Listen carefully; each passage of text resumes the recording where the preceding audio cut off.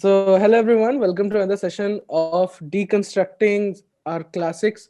And today we're going to be talking about a modern classic called E Baleo. And of course, we have the creators with us, Mr. Pratik Vats and Mr. Shubham.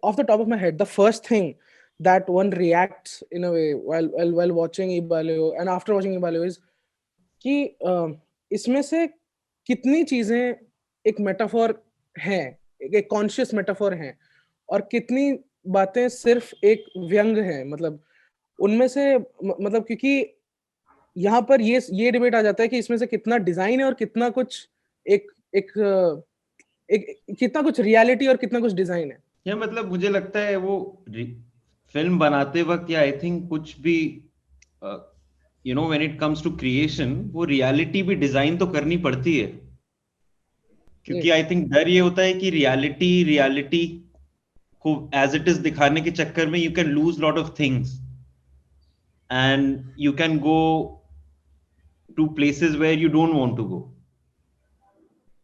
तो design तो होगा ही। प्रदीप? हाँ, मतलब हमारे दिमाग में तो हम दोनों की डिजाइन काफी ज्यादा इम्पोर्टेंट था, क्योंकि एनीवेज रियलिटी बहुत है। जिस तरह से हम बनाने वाले थे फिल्म में, उसकी मतलब बहुत सारी रियल चीजों से हमें एंगेज करना था, but at the same time script बहुत डिफाइंड और एक तरह से ड्रामेटिक है, तो वो नैरेटिव को भी सही अपने डायरेक्शन में जाना था। तो बिना डिजाइन के मतलब वो रियलिटी को ही डिजाइन करना था, ऐसा नहीं था कि उसका कुछ और कर देना है। बट रियल एलिमेंट्स को लेकर के उसको how do we put it together, उसका साउंड कैसे किया गया है और वो किस टाइम पे आएगा फिल्म में, वो सब बहुत इंपॉर्टेंट हो गया था। पर ये लिखते वक्त जिस तरह का एक कॉन्शियस डिसीजन कि बड़ी एक प्लॉटी सी कहानी ना हो, कहानी बहुत ज्यादा प्लॉट ड्रिवन ना हो, it should be mostly it has a very life like nature to it. तो इसमें जब आप इस तरह के सीन लिखते हैं which are very unpredictable and which are not really in your control, जिन सीन्स में suppose there's monkeys that are playing a very dramatic role in that scene, a key factor in that scene. How did you go about writing those scenes first of all? We knew कि चाहिए क्या scene से, तो क्योंकि हमें पता है कि किस तरह की फिल्म होनी है और बंदर हैं कई सारे, कुछ चीजें हमारे कंट्रोल में नहीं रहेंगी क्योंकि रियल स्पेसेस पे शूट करेंगे। तो आई थिंक राइटिंग भी उसी हिसाब से होनी पड़ेगी, नहीं तो शूट करना पॉसिबल नहीं है। You will go with an idea, no नहीं हो पाएगा तो उसका पॉइंट नहीं है। उतना तो करना ही पड़ेगा लिखने से पहले।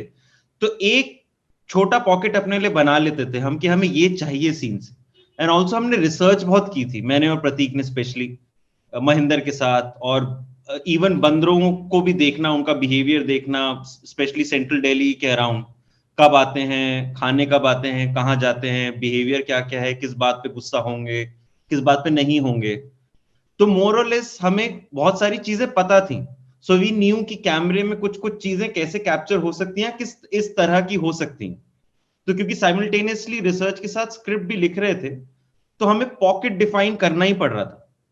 ऐसा नहीं था कि हम ये सीन खुला छोड़ सकते हैं, बट ये पता था कि हाँ एज इट इज तो नहीं हो पाएगा, तो इसका डिफाइन करते हैं कि चाहिए क्या सीन से।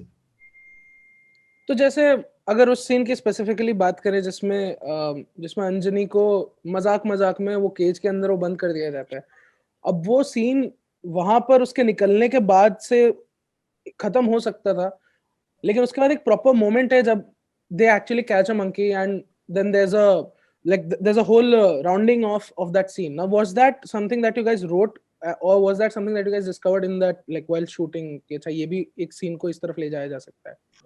शूटिंग के दौरान मोस्टली सीन बना है वो, but again as I said कि उसका पॉकेट तैयार था। हमें पता था हमें सीन से चाहिए क्या। हमें पता था कि अंजनी को अभी सीन है कि एज फ्रेशर है इस नौकरी में, न्यू कमर है, थोड़ा बुलिंग होगा, काम सीखने में टाइम लगेगा।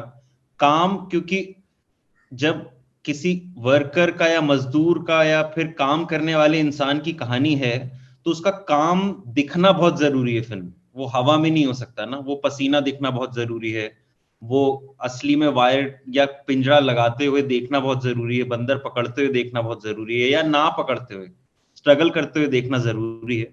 तो वो हमें पता था कि सीन में है, बट क्योंकि रियल लोकेशन था, धीरे धीरे, एंड एनीवेज ये फिल्म शूट भी इस तरीके से हुई है क्योंकि हम दोनों सेट पे भी थे, तो हमें ऐसे लगा कि अच्छा हाँ सीन इस तरफ जा सकता है, इट्स मोर ऑर्गेनिक। तो बहुत सारी चीजें वहीं पर डिसाइड हुई हैं।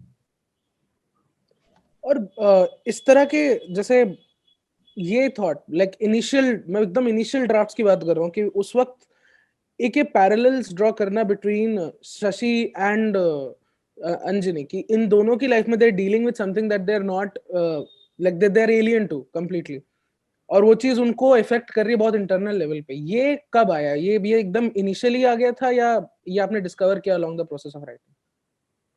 बहुत इनिशियल स्टेज पे ही आ गया था, क्योंकि इतना हमें पता था कि सिर्फ कहानी इस बारे में नहीं हो सकती कि एक आदमी बंदर भगाता है और भगाते भगाते खुद लंगूर बन जाता है, तो वो तो एक न्यूज़पेपर कटिंग की तरह हो जाएगा ना। कहानी या फिल्म तभी बनेगी जब हम पर्सपेक्टिव डालेंगे, जब हम दुनिया बनाएंगे, एटमॉस्फेयर बनाएंगे, और स्पेशली इंडियन स्टोरी, बिहार से आया हुआ आदमी है तो फैमिली बहुत इंपॉर्टेंट हो जाती है। और हमें ये पता था कि यूनिवर्स बनाने के लिए जो फैमिली या main one of the primary characters हैं, सो वी डिसाइडेड कि सबको माइग्रेंट ये कॉन्ट्रैक्चुअल लेबर का काम दो। So not even brother in law, sister in law also, कि कॉन्ट्रैक्ट पे ही काम चल रहा है सबका फैमिली में, तो इनका ट्रैक देखते हैं। तो अंजनी अलग नहीं होना चाहिए इनसे। ऐसा नहीं है कि कोई हीरो आया है बिहार से, ये वो आदमी आया है जिसे हम रोज देखते हैं। और ये डिसीजन की वो एक थीम पार्क में एक अम्यूजमेंट पार्क में काम करेगा, ये डिसीजन कब आया? थोड़ी बाद में, पहले थोड़ा कंफ्यूजन हो रहा था। ये पता था सिक्योरिटी गार्ड होगा, ये पता था कि गन मिलेगी, गन बोझ बनेगी, और जो काम बंदर अंजनी के लिए कर रहे हैं वही गन शशि के लिए करेगी। बट ये डिसीजन कि अम्यूजमेंट पार्क होगा थोड़ा लेटर आया, क्योंकि पहले कुछ आइडियाज थे बट मजा नहीं आ रहा था। फिर हमें ऐसा लगा कि थोड़ा आयरॉनिकल होना चाहिए अम्यूजमेंट पार्क का इमेज और गन, तो थोड़ा, क्योंकि सटायरिकल फिल्म थी तो वो ढूंढने में थोड़ा टाइम लगा, बट इनिशियल स्टेज पे ही आ गया था थोड़ी देर बाद। तो कोई और क्या अल्टरनेटिव्स थे मतलब इसके अलावा, अम्यूजमेंट पार्क के अलावा? मतलब पहले पहले के कुछ फर्स्ट इंपल्सिव आइडियाज थे। मॉल था, बड़ा मॉल था, बीच में आया था कि अच्छा मे बी गवर्नमेंट बिल्डिंग का सिक्योरिटी गार्ड है। ऐसे ही जो, वही मैं बोल रहा हूँ ना कि जो रियलिटी में देखा, फिर वही लग रहा था कि नहीं, डिजाइन एलिमेंट आना पड़ेगा, हमें अपना पर्सपेक्टिव जोड़ना पड़ेगा कहीं ना कहीं। तो फिर धीरे धीरे अम्यूजमेंट पार्क आया। तो इसकी मतलब आपका प्रोसेस ये लिखने का कैसा होता था आप लोगों का कि were you guys very much following the like the regular pattern of कि अच्छा पहले एक स्टोरी हम लॉक कर देते हैं, फिर उसके बाद let's go into the one liners and then into the screenplay with dialogues, या फिर आप लोग you guys just went in writing? ऐसा कोई फॉर्मल तरीका हमने एक्चुअली नहीं अपनाया, जो कि अब हम कोशिश करते हैं अपनाएं, क्योंकि मेरी पहली फिल्म थी एज राइटर, और हम लोग इस तरह का सब्जेक्ट भी था। तो ऐसा नहीं है कि बहुत प्रॉपरली वन लाइनर्स लिखे, बट हाँ कहानी से स्टार्ट किया, बिकॉज कहानी अगर होगी दिमाग में इमोशनली, एक्शन वाइज, तो ज्यादा मदद मिलती है पर्सनली मुझे स्क्रीन प्ले को उसको ट्रांसलेट करने में। तो पहले बीइंग साइकोलॉजिकल स्पेस, वो कहानी से अच्छी तरह समझ आ जाता है जब आप लिखते हैं ना। और इस तरह की कहानी से खत्म करना बड़ा की फैक्टर प्ले करता है कि ये इस नोट पे यहाँ ये खत्म हो जाएगी फिल्म। वो मुझे लगता है, देख के भी लगता है कि बहुत सारी चीजें सोचने के बाद आप लोग इस पे पहुंचे, which was of course perfectly it binds the film together. तो वो चीज, उसका एंड कैसे ढूंढा आप लोगों ने कि अच्छा यहाँ पर एक एक प्रोसेशन हो रहा होगा और उधर हम बस उसको डाल देंगे उस स्पेस में? यार आई थिंक इसमें हम दोनों के कुछ सिमिलर थॉट्स भी होंगे, कुछ डिसीजंस डिफरेंट भी होंगे। Prateek, do you want to start? नहीं मतलब करेक्ट बोल रहे हो आनंद, मतलब कहानी खत्म कहाँ हो ये बड़ी क्रिटिकल चीज हो जाती है ना, समझ नहीं आता है। और बहुत बार लगता है कि बहुत सारे एंड पॉइंट्स हैं, तो why choose one over the other. तो ऐसे ही हम लोगों का भी एक एंड पॉइंट था पहले, जो हमने ड्राफ्ट लिखा था। and it was like a much quieter personal kind of end with Anjani से अंजनी के साथ कुछ होता है और वो वहां से बेसिकली छोड़ के चला जाता है टाइम। वो फिर हमने अपने एक दोस्त को पढ़ाई तो वो उसको स्क्रिप्ट बहुत पसंद आई। उसने बोला यार एंड कुछ और होना चाहिए, ऐसा नहीं होना चाहिए, उसको भागना नहीं चाहिए, ऐसे तो वो पागल लगेगा। तो मैंने उससे पूछा क्या कर सकते हैं, तो उसने बोला अगर ऐसा कुछ हो कि वो खड़ा हुआ है और उसके सामने आसपास लोग काला पेंट करके नाच रहे हैं तो ऐसा लगेगा दुनिया पागल हो गई है और ये फिट हो गया है अब इनमें। तो वो हमारे साथ रह गई बात और फिर हम वही सोच रहे थे कि ये किया कैसे जाएगा। So we were constantly looking out for things Delhi में जब शूट कर रहे थे ना, तो उसके बीच में हमें ये महाशिवरात्रि का एक प्रोसेशन था तो उसके बारे में बताया गया। वहां पर जो लोग मिले शुभम उनसे पहले मिल चुका था बहरूपियों से और फिर करते करते शूट जैसे हमने आगे बढ़ाया, शुभम मेरे पास आया शूट के दौरान और बोला मुझे लगता है यही है क्लाइमैक्स। तो और वो पहला दिन था शूट का, दूसरा दिन मेन शेड्यूल का पहला दिन। तो हमने शूट करते करते वो डिसाइड किया कि ये क्लाइमैक्स है। और क्योंकि और उसमें दोनों को ना कोई कंफ्यूजन नहीं था, शुभम ने बोला और एक सेकंड में वो अप्रूव हो गई बात, क्योंकि वो इट जस्ट फिट इन। वो एक हमें कैनवस दे रहा था जो विक्रांत ने हमें एक सजेशन दिया था और विक्रांत मेरा दोस्त में, तो हम उसकी सजेशन को ऐसा लगा हाँ यहाँ फिट बैठेगा वो।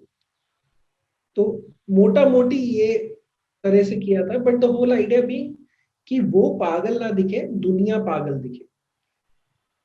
वो पागल हो जाना थोड़ा आसान चीज है, विक्टिम बन जाते हैं और चले जाते हैं। सब पागल होते हैं तो बात थोड़ी डरावनी हो जाती है। ऐसा था थॉट्स। शुभम? हाँ, सिमिलर लाइंस पे। नहीं, आप कह रहे थे कि अलग कुछ वो होगा, वो क्या था? नहीं नहीं नहीं, सिमिलर लाइंस पे ही था। आई थिंक मैं बात कर रहा था सोच कैसे धीरे धीरे आई होगी।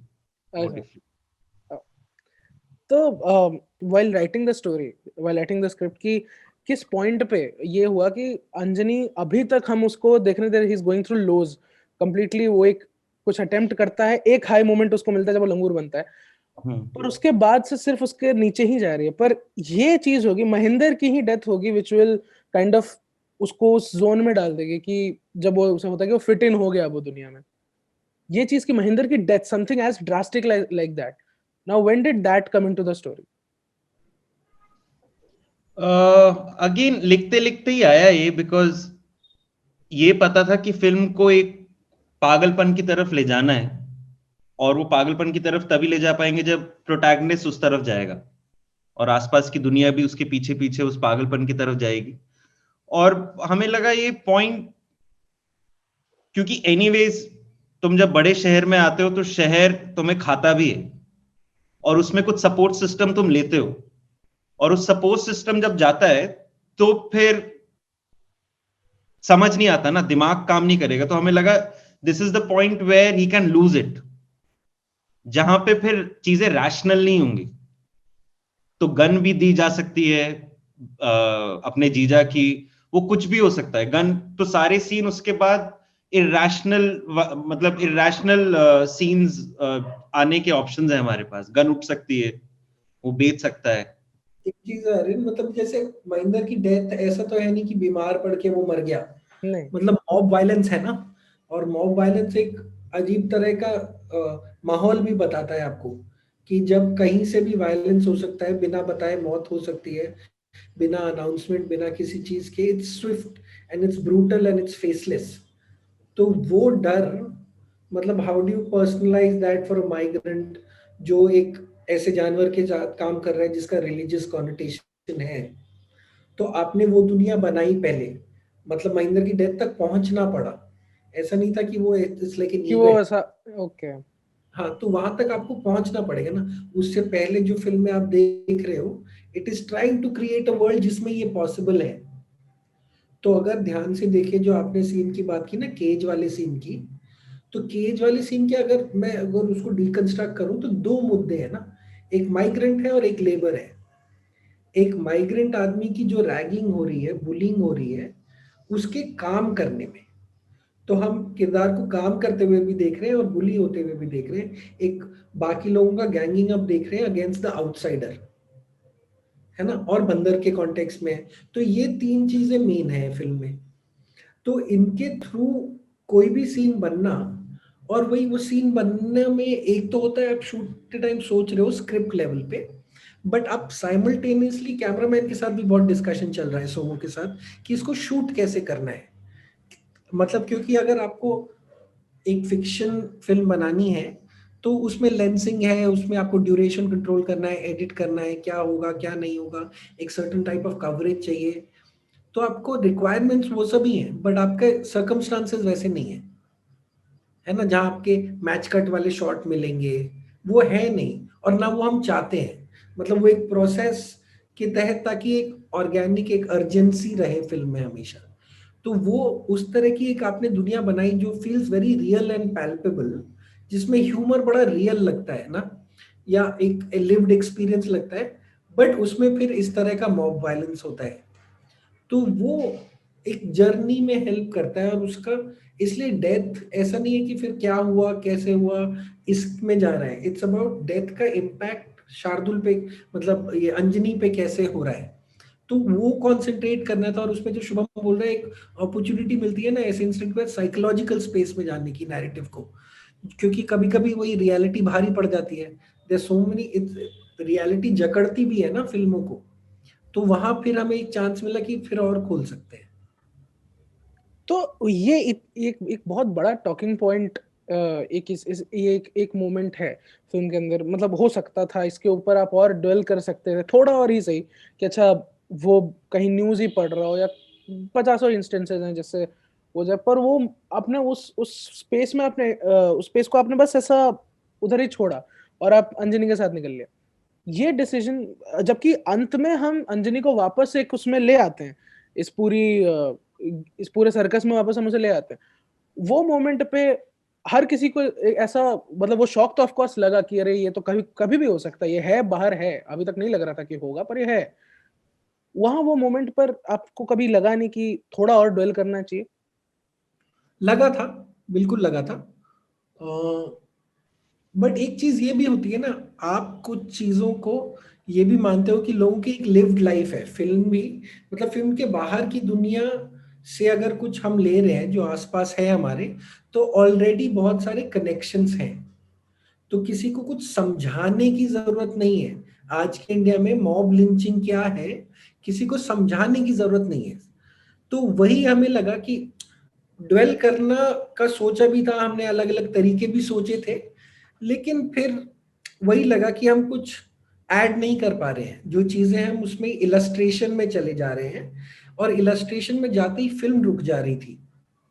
तो इसलिए उसको कि आप आगे बढ़े, और वो उसका एक स्विफ्टनेस ही उसका एक हार्ड हिटिंग वो रहना चाहिए कि उस पे। और उसका तो टाइप एक छोटा मेंशन आएगा जब वो अपने पैसे लेने जाएगा, तो पुलिस वाला वहां बैठ के ये डिस्कस कर रहा है कि वो ड्रग्स लेता था कि नहीं, बनिस्बत की उसको मारा किसने। वो जो आजकल होता है ना कि मीट गाय का है या बैल का है या बकरे का है या चिकन का है, वो एविडेंस बनता है, ना कि किसी की लाश। तो those kind of things. Also in like when you guys were shooting, आप एक बार जब आपने स्क्रिप्ट कर ली थी तो वो कि अच्छा ठीक है this is what we gonna make, how did you go about like वो इनिशियल टाइम जब ये होता है कि अच्छा अभी अब पिक्चर अब बनाएंगे तो पर पैसे कहाँ से आएंगे वाली वाला जो फेज होता है, ये कैसा था, ये क्या था उस वक्त, आप लोग क्या करते थे? मतलब ये तो यार क्लासिकल प्रॉब्लम है, तो इस पे ज्यादा सोच के भी दिमाग खराब नहीं करना चाहिए। कभी कभी आपको सी बहुत जल्दी क्लियर हो जाता है कि कहाँ से पैसे नहीं मिलेंगे, जो इस केस में 90-95% ऑफ द जगह है। अच्छा हुआ हम इंटरनेशनल ग्रांट्स के उसमें नहीं गए, क्योंकि 2 साल बाद हमारी लोकेशन ही नहीं बची है। वो पूरा एरिया दिल्ली में खुद चुका है, और वहाँ अब शूटिंग करना बिल्कुल ही शायद इम्पॉसिबल है अगले कुछ साल तक। तो एक अर्जेंसी भी रहती है इन सब फिल्मों को बनाने की ना हमेशा, तो वही गाइड करती है, और वो फोर्स करती है कि आप अपने रिसोर्सेज क्या है इसका डिफाइन करो, क्योंकि पैसा नहीं है हमारा रिसोर्स, या एक छोटा पोर्शन है रिसोर्स का, बट लोग हैं, लोकेशंस हैं, स्क्रिप्ट है, स्टोरी है, कैरेक्टर्स हैं, एक क्राफ्ट की अंडरस्टैंडिंग है। वो अगर उन तरीकों से अपने रिसोर्स को डिफाइन शुरू करते हैं ना, डिफाइन करना, तो चीजें थोड़ी आसान होने लगती हैं। पैसे का प्रॉब्लम आज भी, कल भी था, आज भी है, कल भी रहेगा। इसमें मतलब it's not a new battle, तो उस पे पता नहीं, मुझे ज्यादा मजा नहीं आता है बात करने में, क्योंकि वो ऐसा लगता है आपके एक्सपीरियंस इतने अलग होंगे, मेरे इतने अलग होंगे, शुभम के इतने अलग होंगे, और वो it leads into a cynical kind of discussion somehow. मतलब डिस्कस हमेशा करना चाहिए कि क्या एवेन्यू हो सकते हैं, बट घूम फिर के यार हम लोगों को अपनी फिल्में खुद ही प्रोड्यूस करनी पड़ती हैं अभी तक तो, स्पेशली इस फिल्म में। क्योंकि आपको ये भी पता है कि आप जिस तरह से, कैसे मैं उसको, I am trying to define it, कि जो तरीका आप अपनाओगे बनाने का, वो आपको बेस्ट चांस देना चाहिए ना कि यार अच्छी फिल्म बनेगी। तो अगर मैं किसी प्रोड्यूसर के पास जाके 25 दिन शूट करता हूँ और अपने आप से प्रोड्यूस करके 50 दिन शूट करता हूँ, तो 50 दिन is a better chance of making a better film ना। True. तो उन चीजों को हम डिफाइन करके कैमरामैन के साथ, साउंड रिकॉर्डिस्ट के साथ, प्रोड्यूसर के साथ, शुभम के साथ, पूरी टीम के साथ, कि हम कर क्या रहे हैं, हमारे पास क्या क्या है, हमारे रिस्ट्रिक्शंस क्या क्या है, और हमारे फेवर में क्या क्या है, इसका नाप तोल करके एक हिसाब बनाओ, और उसके हिसाब से हमने किया बेसिकली। पर एक तो बड़ा ही बड़ा स्टूपिड सा नाइव सा क्वेश्चन है मेरा कि ये लोकेशंस पे शूट करने का कैसे, वो मतलब ये कैसे जुगाड़ा आपने कि यहाँ पर, because these are of course मतलब गवर्नमेंट पूरा लुटियंस है, यहाँ पर कैसे शूट करते हैं? यार आजकल मतलब मजे की बात यही है, ये सब जगह ना पब्लिक स्पेसेस है। आजकल की दुनिया में पब्लिक स्पेस में शूट करना ही बड़ी बात हो गई है। और थोड़ा ना इसी एम के साथ था कि रिक्लेम करना चाहिए हमें as film makers public spaces को, क्योंकि अगर ये पब्लिक स्पेस होते हैं तो इनका एक सर्टेन प्रोटोकॉल होता है, आप क्या कर सकते हैं और क्या नहीं। तो आप क्रिएटिवली उन पैरामीटर्स को अगर इंटरप्रेट करोगे अपने फेवर में, तो बहुत कुछ किया जा सकता है। मतलब आप परमिशन भी लेते हो, बट ये भी आप समझ सकते हो कि आप वैनिटी वैन लेके नहीं घुस सकते इन सब जगहों में, बिल्कुल बिल्कुल। है ना। तो आपको भी बहुत कुछ उसके हिसाब से अडेप्ट करना पड़ेगा। और अगर आप, if we are willing to do it, then there are many possibilities of shooting in lots of things. हम लोग बहुत श्योर थे कि हमें शहर चाहिए था, हमें शहर ऐसा चाहिए था जो कि पावर सेंटर दिखे, जो कि इस अपने किरदार से बहुत बड़ा दिखे, और उसमें अलग अलग शहर हो, पावर सेंटर भी हो, बस्ती भी हो, ट्रेन भी हो, लोग चले भी, लोग पैदल मतलब साइकिल पे भी चले। तो एक तरह की सिटी बने जो कि वाइब्रेंट लगे और बहुत बड़ी लगे। बिल्कुल। पर लाइक जैसे जनपद तो मतलब समझ ले आपके स्पेशल ऑप्स में भी ऐसा नहीं दिखाया है हमने, वो वही है। तो वो उन जगहों पे जो कि गरिल्ला स्टाइल की नहीं है, वहां पर कैसे आप लोगों ने शूट किया? लाइक वो क्रिएटिव इंटरप्रिटेशंस क्या है, अगर आप कह सकते हो ऑन कैमरा तो? झूठ, मक्कारी, फरेब, धोखा।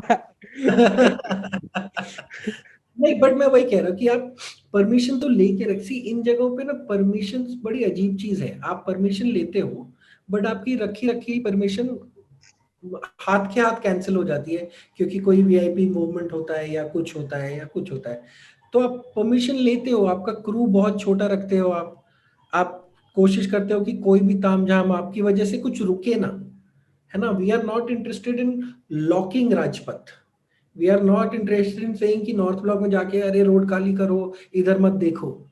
तो वो सब आपको एक डिवाइस करना पड़ेगा कि यार मुझे अगर लॉन्ग शॉट लेना है तो मैं कैसे लूंगा, क्योंकि आप जिस तरह से जो हमें आदत है ट्रेडिशनल फिक्शन फिल्म मेकिंग की, उसमें आप नहीं कर पाओगे। तो आपको थोड़ा, और यहीं पर अगेन सोमो जो कैमरा पर्सन है उसका डॉक्यूमेंट्री का एक्सपीरियंस है, बिग्या जो साउंड रिकॉर्डिस्ट है उसका डॉक्यूमेंट्री का एक्सपीरियंस है, मेरा है, शुभम ने अलग अलग तरह का थिएटर किया है जो कि लाइव लोकेशंस पे है, और जो मतलब जहाँ इंटरैक्टिव काम किया है। तो सबका एक कल्मिनेशन होता है ना डिस्कशन करके, यार ऐसे ट्राई करते हैं, और कभी कभी वर्क करता है, कभी नहीं भी करता है बहुत टाइम, तो आप दोबारा जाके करते हो, तिबारा करते हो। मतलब sometimes things don't work, that is okay, and that will always happen, but how do you, हाँ बोल बोल शुभम। नो मैं बस जस्ट ऐड कर रहा था, एंड ऑल्सो ये जगह है ना, public places in Delhi, if you shoot and, और अगर इन्वेड नहीं करेंगे हम, जैसे प्रतीक बोल रहा था कि रोड खाली करवानी है, अच्छा नहीं ब्लॉक कर दो, अगर वो नहीं होगा तो it's much easier to shoot rather than shooting in a mall और अ प्राइवेट प्लेस, क्योंकि पब्लिक के लिए ही बनी है। तो वहां तो जाके उस हिसाब से एक्चुअली बहुत मुश्किल नहीं होता है। पर जिस तरह के सीन्स जहां पर आपको you cutting between multiple angles, और अब वहां पर एक्स्ट्रास तो है नहीं वो कि वो कंटिन्यूटी मेंटेन हो, तो वो कैसे कैन करते थे आप लोग? मतलब उसी हिसाब से सीन डिजाइन होता था वहीं। जैसे वो सीन है जहां पर वो चाय की दुकान पर वो बंदर को भगाने का है कि तू खड़ा यहाँ पे भगाना उसे, वो वो सीन में भी अलग अलग एंगल्स हैं अभी। ये कैसे, मतलब यहाँ पर लाइक किस तरह से, जैसे आप कह रहे सीन को उस तरह से डिजाइन करना पड़ता था, क्या किया था आपने एग्जैक्टली? डिजाइन मेरा मतलब वो आइसोलेशन में तो होता नहीं है, ऐसा तो है नहीं कि हमने वहां डिजाइन किया और बन गया सीन। हाँ। आई थिंक इसमें एडिट भी बहुत बड़ा हाथ रखता है। जैसे तनुश्री प्रतीक जब बैठे हैं, बहुत लंबा बैठे हैं एडिट पे, तो आई थिंक वो बहुत सारे शॉट्स एक दिन के नहीं है। वो अच्छा। कभी दूसरे दिन का शॉट है, फिर कभी 15वें दिन का शॉट है, किसी का रिएक्शन। तो वो सीन बनाने में भी वक्त लगा है। तो मैं भाई वो हर स्टेज वाइज वो शूटिंग के बाद आप ध्यान रखते हो कि अच्छा कंटिन्यूटी मेंटेन होनी चाहिए एक तरह की, तो एक तरह से शूट करते हैं। तो फिर जब एडिट पे जाता है तो एक तरह से, फिर विज्ञा का काम आता है कि उसको साइकोलॉजिकली या सब कॉन्शियसली एक ही जगह एक ही टाइम लगता रहे वो। तो आई थिंक हर स्टेज का तो आप काम तो है। एसोसिएट थे, इसको इसको इसको पूरा वो करने में, स्केड्यूल करने में और ध्यान रखने में, ये कैसे करते थे? मतलब ये तो बड़ा मैं शेड्यूलिंग नहीं करता था। नहीं अरे मतलब बहुत बार होता है ना हम लोग का, आप भी यूर फिल्म स्टूडेंट, तो Yeah, you know we tend to make the filming process specially for fiction films very rigid. yeah, हमें सिखाया जाता है और हम थ्राइव करते हैं कि आपका एक प्लान रेडी है और आप शूटिंग के टाइम उसको एग्जीक्यूट करें। yeah. हाँ, तो वो तरीका हमने नहीं अपनाया था। मतलब आप कुछ करते थे उस टाइम स्पेस में बंदरों के साथ, लोगों के साथ, आके हर शाम साथ में बैठ के फुटेज देखते हैं और ऐसा लगता है यार यहाँ पर ये भी चाहिए शायद, तो आप अगले दिन जाके फिर वैसा कुछ करके आओगे, but make sure time of day, light, फलाना ढिमकाना, बहुत सारी चीजें एक साथ निकलें। कभी कभी कोई सीन अच्छा लगता था, कुछ हुआ है, कभी लगता था इसकी लोकेशन ठीक नहीं है बट डायलॉग्स ठीक है, कभी लोकेशन बदल जाती थी जिससे प्लान किया था। बट आपको एक ओवरऑल एक कंस्ट्रक्ट अगर हो जाता है कि एक ये पावर सेंटर है, एक नॉर्थ ब्लॉक है, उसकी एक रोड है, उसके वहां पर एक चाय की टपरी है जहां सरकारी लोग बैठते हैं और जहां बंदर आ रहे हैं, ये हो जाता है। आपको बहुत क्लियरली गूगल मैप पे दिखाना नहीं होता है कौन कहाँ है, एक स्पेस का ओवरऑल एवोकेशन होता है ना। उसी तरह हम बंदरों के साथ बेसिकली मैंने और शुभम ने बहुत कुछ ट्राई किया था, और शूटिंग पे आने से पहले हमें पता था कि चीजें कैसे की जा सकती हैं, बिकॉज हम शुरू से बंदरों के साथ बहुत क्लासिकल सीन मेकिंग करना चाहते थे, shot counter shot, over the shoulder, you know the kind of, और and never with our real character, never बने as little as with our human characters, ताकि वो एक ओवर साइकोलॉजिकली बंदर ऐसा ना रह जाए कि बंदर भी थे, monkeys had to be a central character. तो एक ओवरऑल मंकीज का कैरेक्टर बन रहा था ना, they didn't have to be ये वाला बंदर या वो वाला बंदर। आप बंदरों को जोड़ते भी हो, इधर से भी उधर करते हो, लुक मैच करना चाहिए ना, आंखें मैच करनी चाहिए, लेंस मैच करना चाहिए, लाइट मैच करना चाहिए। तो वो सब मैंने और शुभम ने बहुत हिट एंड ट्रायल किया था पहले। तो ये शूटिंग के पहले आप लोग ये सब ट्राई करते थे? फोन वोन पे ट्राई करते रहते थे, रोज वक्त बहुत गुजारते थे हम इन जगहों पे। तो कुछ ना कुछ बातचीत, कभी डीएसएलआर के साथ कर रहे हैं कुछ हिट एंड ट्रायल, कभी फोन पे कुछ ट्रायल कर रहे हैं, और फिर जब सोमो लोग आ गए, बाकी टीम आ गई, तो उनके साथ भी ट्राई करते रहते थे। तो आपने जैसे जैसे आपने भी कहा कि लेंसिंग और लाइटिंग मैच होनी चाहिए, रिएक्शन आई लाइन मैच होनी चाहिए मेन। तो एक तो इस तरह की सिचुएशन में जहां पर सपोज बंदर को अटैक करना है या शार्दुल भाई को थोड़ा डरना है यहाँ पर, वो चीजें पहले आप इनका शॉट लेते थे, पहले बंदर का शॉट लेते थे जब शॉट शॉट काउंटर शॉट करना था? दिन पे डिपेंड करता था यार। मतलब अगेन कॉम्बिनेशन है, कभी कभी शार्दुल का लिया है, कभी बंदर का लिया है, कभी कभी साथ में है। तो कभी कभी मतलब there were dangerous situations also. It's a funny film but बनाने में कैमरामैन और शार्दुल, और क्योंकि साउंड भी रिकॉर्ड होना है तो था थोड़ा। It's not all fun and games जो हम बोल रहे हैं अरे ऐसे या हो जाता है ऐसे हो जाता है। आपको रोज मतलब मटेरियल देखना है और देखना है कि आज क्या हुआ है, और is it in is it consistent with what our script is. बहुत सारी चीजें करते हुए बड़ी अच्छी लगती हैं बट वो साथ में बैठती नहीं है, तो यही प्रॉब्लम हो जाती है। और इतनी ऐसी कितनी चीजें थी जो साथ में आज मतलब व्हेन यू लुक बैक वो साथ में बैठी नहीं। बहुत सारी चीजें थी, वो बाहर गई फिल्म से। तो you almost shot it like a documentary basically. You planted your characters in those spaces and you just let them do what they were doing and you it's वेग टर्म ना, लाइक अ हाँ documentary, सच अ वेग phrase. yeah, मतलब मेरे ये discussion का एक है, कोई भी जो बनाता है फिक्शन या डॉक्यूमेंट्री फिल्में, they will hate talking like this ना कि यार शूटिंग लाइक अ डॉक्यूमेंट्री मतलब क्या, व्हाट डज इट मीन, मतलब what does that say about how we shoot fiction films. क्या कोई रूल होता है कि ऐसे शूट होना चाहिए? बिल्कुल। कि मतलब वही तो सिनेमा ट्राई कर रहा है इतने सालों से ना, redefine redefine redefine and how do you get something new. तो उसमें क्या बोलेंगे, बहुत सारे नॉन फिक्शन एलिमेंट्स होते थे बट डायलॉग्स तो होते थे, कैरेक्टर्स तो होते ही थे। बिल्कुल मतलब अब कैरेक्टर्स है तो आपको एक सर्टेन टाइप के लेंसिंग में भी शूट करना है कि यार ये क्लोजअप चाहिए, यहाँ पर वाइड शॉट चाहिए, मुझे ऐसा चाहिए वैसा चाहिए। So again give and take, lots of give and take. But वही पहले से पूरी टीम को पता था रियल लोकेशंस में शूट करना है। अब वो इंडिया गेट हो सकता है, नॉर्थ ब्लॉक हो सकता है, बंदरों के साथ हो सकता है, रोड पे हो सकता है, रेलवे ट्रैक्स पे हो सकता है। तो आप प्रीएम्प्ट करते हैं, आप जाके टाइम गुजारते हैं कि एक रिदम क्या है किसी भी स्पेस का, है ना। तो वो एक बार आप सिंक में आने की कोशिश करते हैं ना, ताकि जो भी हो मैं रेडी हूं, मैं प्रीएम्प्ट कर सकूं। इसमें वक्त कितना गुजारा आपने ये प्रीएम्प्टिंग तक पहुंचने के लिए कि भाई यू गाइस आर लाइक अभी अभी एक फिल्म का फ्लो जो या रिदम कहा जाए इन जगहों से इन सब से समझ आने लगा है। बिफोर शूटिंग आपने कितना वक्त इस चीज पे भी बिताया। कांट से कि ऐसा बहुत, वो लिखते टाइम ही आपका एक दिमाग में एक ओवरऑल ग्राफ रहता है ना, कैसे जा रहा है उसका रिदम क्या है। बट ओवरऑल तो यार बनते बनते ही बना है। मतलब हिट एंड ट्राई, बहुत सारे एडिट के पासेस, बहुत सारे लोगों को दिखा करके फीडबैक लेना। It's an unusual film to give feedback for also. वो ठीक। भी हम समझ रहे थे कि it was difficult at a rough cut stage, क्योंकि इट वाज गोइंग, बहुत कुछ था तो उसको थोड़ा रेरिफाई करना, थोड़ा कंट्रोल में लाना। जहां तक प्रीएम्पशन की बात है, मतलब we didn't have a choice. ये आपने डिसाइड कर लिया कि मुझे यहाँ यहाँ शूट करना है, अब वहां वहां कैसे शूट करना है फिगर आउट करिए, या बंदरों के साथ कैसे, because we don't have an option ना, बंदरों के साथ शूट करना ही है। ऐसा नहीं हो सकता कि उनका कट वे आया है, वो पेड़ पे है। They have to be an active participant, and that's why scenes like x ray होना बंदर का, या उनका कुछ मैच कट होना कहीं पर, दीज थिंग्स बिकम इम्पोर्टेंट। या तो वो अगेन मैं आने वाला था एक्सरे वाले सीन पे। वो कैसे था वो how did you go about making creating that scene. Trade secrets हैं ये सब।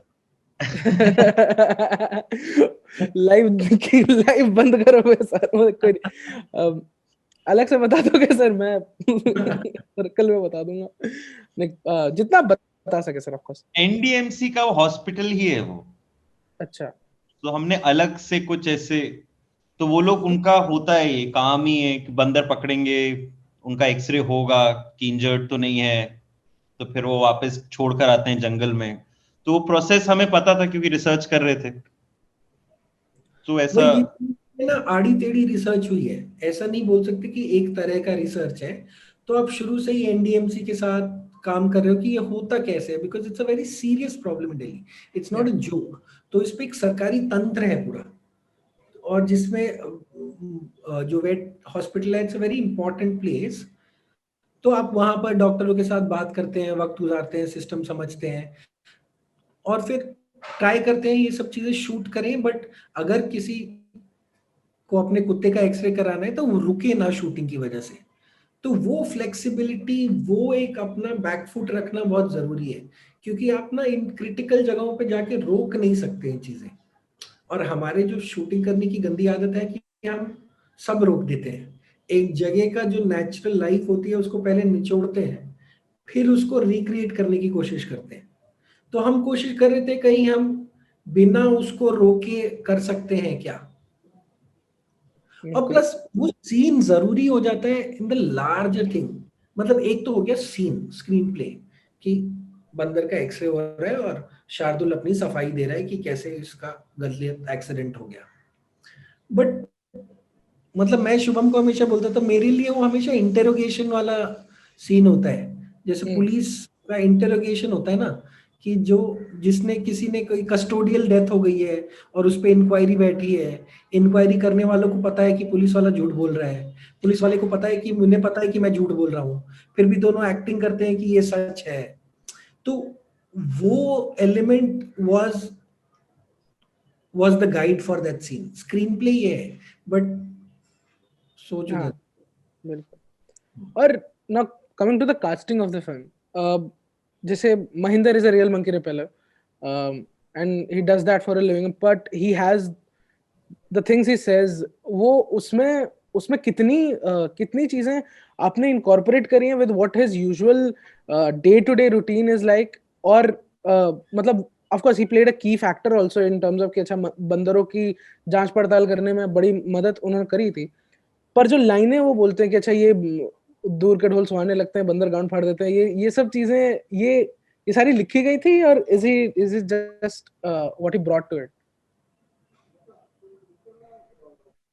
बहुत सारी चीजें खुद भी लाया वो कंट्रोल करना भी ऐसे इंसान को मुश्किल होता है ना, क्योंकि वो है फ्री स्पिरिट है।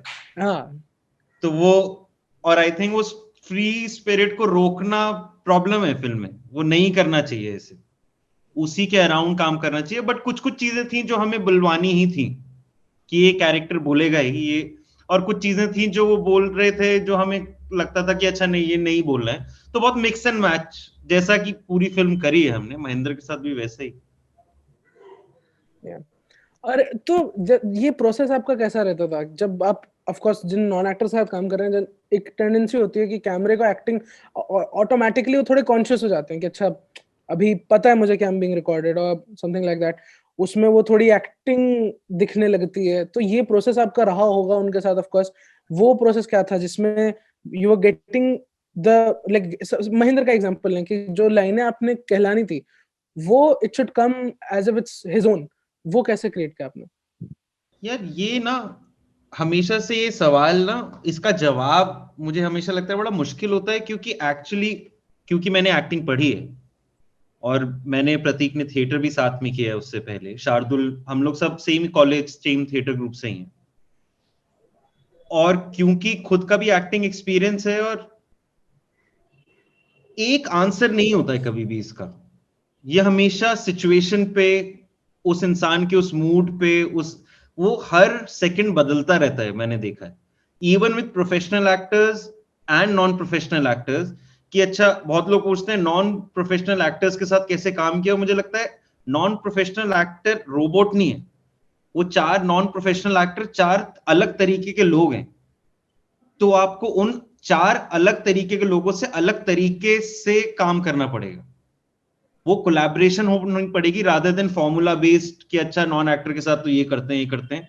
क्योंकि इंसान समझना जरूरी है, मशीन तो है नहीं कि मैंने ऑल्ट प्लस कंट्रोल किया तो ये होगा, वो जैसा है उस हिसाब से होगा। तो बहुत सिचुएशन वाइज, तो कभी महेंद्र हमें पता होता था कि आज नर्वस है, कभी उसको एक्टिंग करने का बहुत मन कर रहा होता था, कभी गलत जा रहा होता था। तो it's all about also motivations ना, कि महेंद्र को मैं जानता हूं और मुझे पता है कि अच्छा क्योंकि 1 महीने से दोस्ती हो गई है, अब 1-2 महीने से, तो मुझे पता है कि इन बातों पे गुस्सा आएगा। तो वो बातें अगर मैं उसको समझाना है मुझे कोई सीन कि अच्छा मैं ऐसे देख रहा हूं ये सीन, इस पे गुस्सा क्यों आना चाहिए, तो मुझे मोटा मोटी पता है, कहीं ना कहीं पता है कि महेंद्र समझेगा इस गुस्से को। महेंद्र इस गुस्से को नहीं समझेगा कि पिज्जा ऑर्डर नहीं हुआ 2 घंटे में, ऑब्वियसली, मतलब बहुत क्लीशे एग्जांपल है। तो वो उस तरीके से हर रोज अलग ही होता था। और परफॉर्मेंसेस की भी बात करी जाए तो राइट फ्रॉम द बिगिनिंग ये क्या कॉन्शियस एक डिसीजन थी कि सिर्फ अंजनी, मतलब जैसा मैंने देखा कि सिर्फ शार्दुल भाई जो थे वो, उनका लग रहा था कि he is on to something, मतलब एक ना, मैं उसको ये नहीं कहूंगा कि वो बड़े परफॉर्म लग रहे थे, बोल रहे थे he is in that space, he is Anjani, he is reacting as the character, but his was the only his was the only performance that felt as if he's trying to grasp something or trying to go about it, and everyone else was like, acha, they were just being themselves in that sense. Was that something that like, or am I just reading too much? मतलब मुझे पता नहीं, हो भी सकता है, but ये भी है क्योंकि फिल्म के प्रोटैगनिस्ट हो तो अगेन वो पहला क्वेश्चन से अगर मैं आऊं कि डिजाइन होना पड़ेगा, और बहुत बोझ आ जाता है प्रोटैगनिस्ट पे, मतलब सिर्फ एक्टर पे नहीं, वो लिखाई में भी बहुत बोझ आ जाता है कि प्रोटैगनिस्ट को कहां से कहां ले जाना है, कैसे ले जाना है। तो कुछ चीजें ऐसी डिजाइन करनी पड़ती हैं, सो मे बी किसी को लगे कि अच्छा एक तरह से डिजाइन लग रहा है या एक कोशिश लग रही है, और लेकिन कोशिश यही रहती है वो ना लगे कोशिश, बट वो बोझ इंजन वो प्रोटैगनिस्ट पे हर फिल्म में आएगा ही, मुझे ऐसा लगता है। Okay.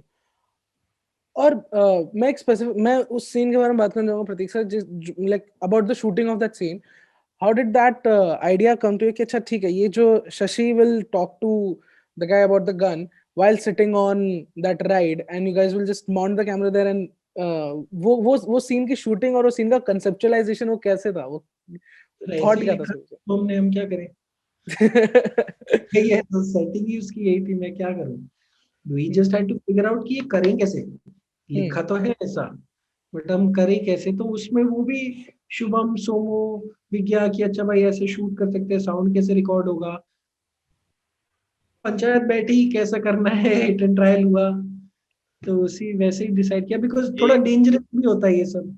एग्जैक्टली, मतलब there's fear of physical injury while shooting these things, तो वही वो सब थोड़ा करते करते टाइम लगा, बहुत टाइम लगा। ये गलती मेरी नहीं है, मैंने स्क्रिप्ट लिखते वक्त ही प्रतीक से पूछा था एक दिन कि यार हम जो लिख रहे हैं वो बजट को ध्यान में रख के लिखना है क्या, लोकेशन, और उसने मुझे बोला था कोई फिल्टर नहीं होना चाहिए, लिखना है जैसे जो फिल्म बनानी है। तो मैंने कहा ठीक है, जैसा जो अगर तुम्हें चाहिए तो फिर ठीक है, यही है। तो वो अम्यूजमेंट पार्क में भी कुछ मतलब लगा नहीं पैसा वैसा, या वो भी क्रिएटिव इंटरप्रिटेशन है? हमारा सबसे महंगा था यार, फॉर्चुनेटली, हाँ मतलब वो हमारा सबसे महंगा सेटअप था वो, क्योंकि अच्छा। उसके लिए लाइट्स लगती थी हमें, वो बहुत दूर थी जगह, और हमने 2 बार शूट किया वो, क्योंकि एक बार किया और हमें लगा बहुत खराब है, दोबारा जाके किया। लेकिन उसमें वही होता है ना, वो कुछ ऐसा चलता नहीं है, कुछ बंद पड़ा हुआ है, कोई वाटर पार्क है दिल्ली के आउटस्कर्ट्स में, जब मतलब आप again you because you looking for, if you looking for it desperately, then I think you find these places जो कि थोड़ा in their own way are dystopian। वो ऐसा कुछ उनमें overtly dystopian नहीं होता, but वो script में they become unreal spaces while being very real। they have the जो झूठ वाला सीन इतना रियल है कि अनरियल हो जाता है वो, है ना। और अगेन वो वहां से आप देखो, क्योंकि अगला सीन रिपब्लिक डे है, तो एक पागलपन फिल्म में शुरू होती है। This is the first scene कि मैं बंदूक वापस करना चाहता हूँ और कोई करने नहीं दे रहा है, और फिर कट टू हम रिपब्लिक डे के परेड में चले जाते हैं जहाँ टैंक, बंदूकें, बम ये सब भी दिख रहा है। तो एक उस तरह का वो होता है, एक पूरा कॉन्वर्सेशन का एक क्या बोलूं, एक रस निकलता है ना। ये दोनों बैठ के भी ये बात की जा सकती है, ऑफिस के अंदर भी हो सकती है, but you push it in a film like this, you want to push it always. I think वो आइडिया साइकोलॉजिकल स्पेस बनाने का भी होता है, क्योंकि जैसे मैं बोल रहा था ना, आप कहानी लिखते हो और फिर स्क्रीन प्ले पे आते हो, तो कहानी में अगर मैं लिखता हूं कि अच्छा मैनेजर से ऐसी बात हुई कि पैरों तले जमीन खिसक गई, अब ये तो एक थॉट हुआ, अब इसको स्क्रीन प्ले पे लाने के लिए मुझे विजुअली तो सोचना पड़ेगा ना कि पैरों तले जमीन कैसे खिसक गई, और सैटारिकल फिल्म है तो क्या विजुअल होगा, कहां वो उस पागलपन तक पहुंचना पड़ेगा, जो मैं बार बार बोल रहा हूँ कि वो इरेशनल पागलपन पहुंचना पड़ेगा। तो आई थिंक धीरे धीरे सीन ऐसे आता है, अब लगता है अच्छा डुएबल है नहीं है, फिर आप डायरेक्टर से बात करते हो, बोलते हैं हाँ है डुएबल, करते हैं। डायरेक्टर बहुत बार हवा में भी बोल देता है डुएबल है, क्योंकि नहीं तो सब तो मतलब इन दिस फिल्म एक कॉन्फिडेंस भी रहता था कि if you try something outrageous, then wherever you end it is good enough.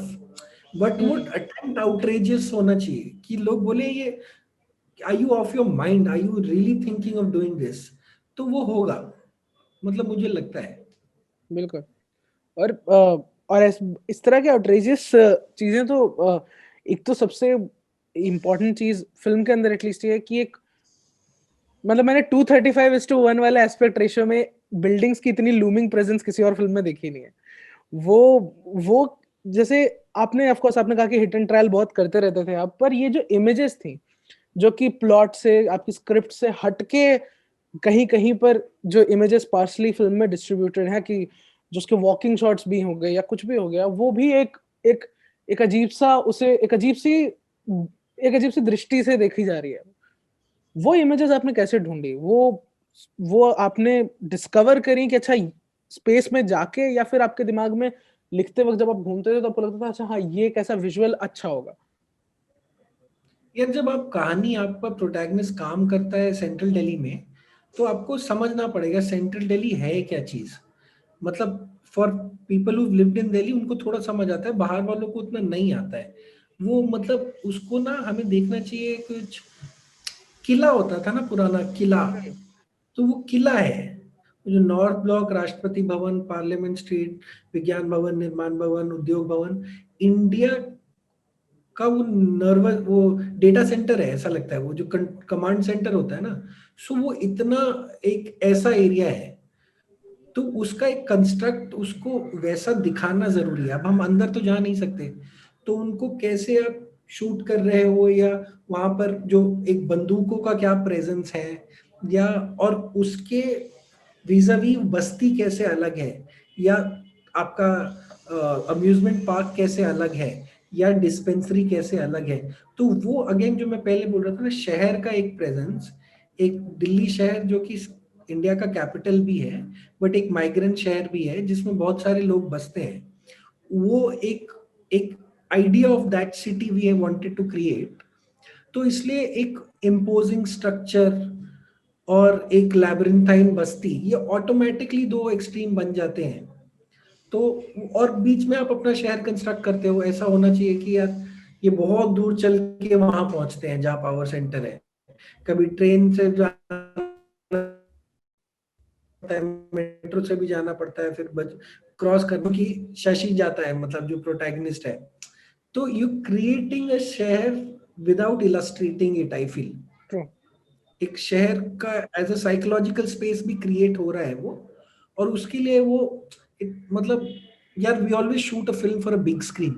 अब अनफॉर्चुनेटली ज्यादा फिल्में छोटे स्क्रीन पे देखते हैं, बट जब वो बड़े स्क्रीन में वो एक प्रेजेंस होता है नॉर्थ ब्लॉक का, या बंदर इतना बड़ा हम देखते हैं, तो it looks like a dinosaur. Yeah. It's no longer a cute monkey, it's a very ferocious animal. तो वो सब चीजें सोच के, इसलिए लेंसिंग क्या हो, यार इसको कितने के लेंस में लेना चाहिए, ये लेंसिंग को कंसिस्टेंट कैसे रखें। नहीं तो आपका ये ऐसे बिकम्स अनकंसिस्टेंट ना, कोई वाइड कोई लॉन्ग है, कोई इस पे है, कोई उस पे है। तो इसके लिए रियल स्पेसेस में बट आप देखोगे तो हैंडल्ड बहुत कम है। वो बहुत गिम्बल कम। पे होता था या ट्राइपॉड पे होता था। तो you know that kind of thing कि केओस में मैं केओटिक कैमरा नहीं करूंगा, I want to slow it down. बिल्कुल। स्पेशली इन सीक्वेंसेस लाइक वो शशि जब बंदूक लेके आएगा, तो मुझे वो एक लंबा ड्यूरेशन का शॉट चाहिए, उसको वॉक करते हुए जब हम गली भी देखेंगे, उसके साथ भी टाइम गुजारेंगे, एक घुटन होनी चाहिए। तो वो सारे वो टाइप के डिसीजंस ऐसे अराइव करते थे। और जिन जिन सिचुएशंस में सपोज 26 जनवरी की परेड है, अब वो उसमें ये ओके करना कि अच्छा इस जगह से ये हमारा वेंटेज पॉइंट है, ये हमारा लेंस है, और करेक्ट मोमेंट वो कैप्चर हो जाए, ये आई थिंक उस दिन तो हिट एंड ट्रायल नहीं हो सकता था, वो एक ही बार आपको मिलेगा। I guess. तो हाँ, तो वो चीज क्या था, हमें यहीं से ये कवर करना, ये सारी चीजें कैसे ओके करी आपने? यार मणि कौल बोलते थे कि don't depend on miracles to make your या films, rely on them. No, so we were relying on miracles. मतलब ऐसा नहीं है कि यार आप अपने आप को ना प्रिपेयर करते हो कि कुछ अच्छा हो तो मैं वहां रेडी रहूं। अब आपने हसल करके आप रिपब्लिक डे में घुस गए हो, अब you have to be ready. हम तो टैंक बंदूकें शूट करने गई थी, लंगूर तो हमें दिया गया। तो अच्छा। यू नो, तो बट आपको उतना करेक्ट आपके दिमाग में एक understanding that you are looking for these things. हम मान के गए थे कि यार झांकियां होती हैं, और कुछ नहीं तो हनुमान और बंदर और इन सब की झांकियां तो मिलेंगी, तो वो कैसे शूट की जाएंगी, उसके बीच में आपको ये मिलता है। तो इट्स वेरी क्रिटिकल कि आप हड़बड़ा ना जाओ कि यार अरे ये कैसे, अरे इसके 10 शॉट ले लें क्या। So one very clean shot and intercut it and things like that. तो अगेन, रिपब्लिक डे क्यों आप शूट करना चाहते हो ये क्रिटिकल है, उसमें क्या हो रहा है वो सेकेंडरी है।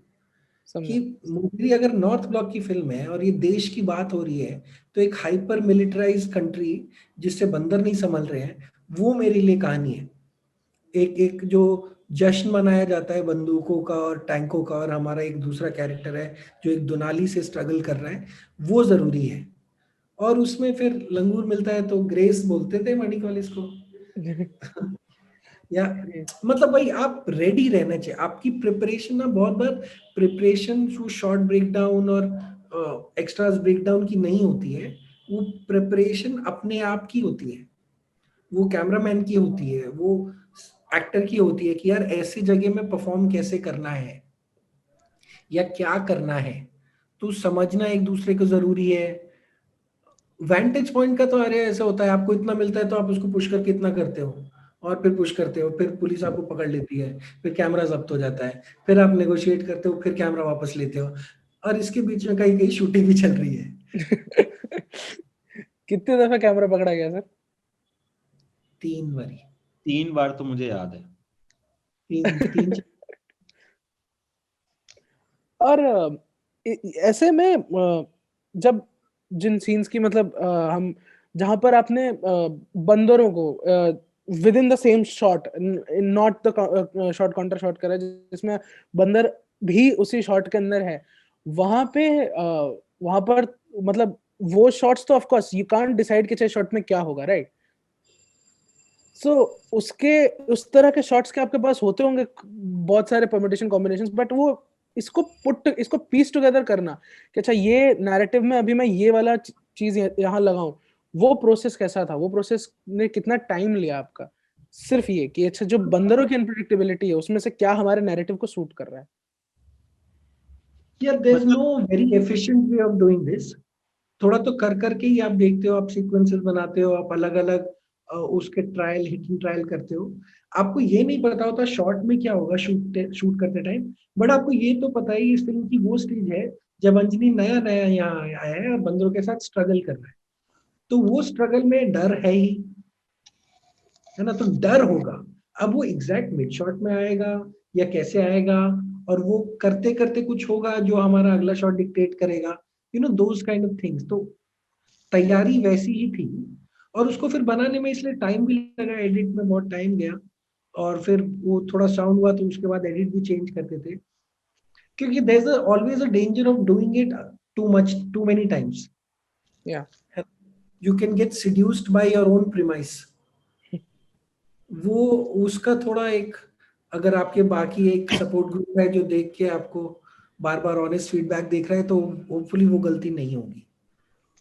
और सर इस तरह की फिल्म में टेंडेंसी भी होती है जब जहां पे आप एक बार करके उसको रीडू भी कर रहे हो कि मतलब रुके कहाँ, कब डिसाइड करें कि अच्छा अब ये चीज हो गई है, ये अब आगे बढ़ते हैं, अब या अब इतना अब हमने शूट कर लिया, अब हम रीशूट नहीं कर रहे कुछ, अब हम एडिट या ऐसा, या फिर ये सब कुछ पैरेलल ही चल रहा था?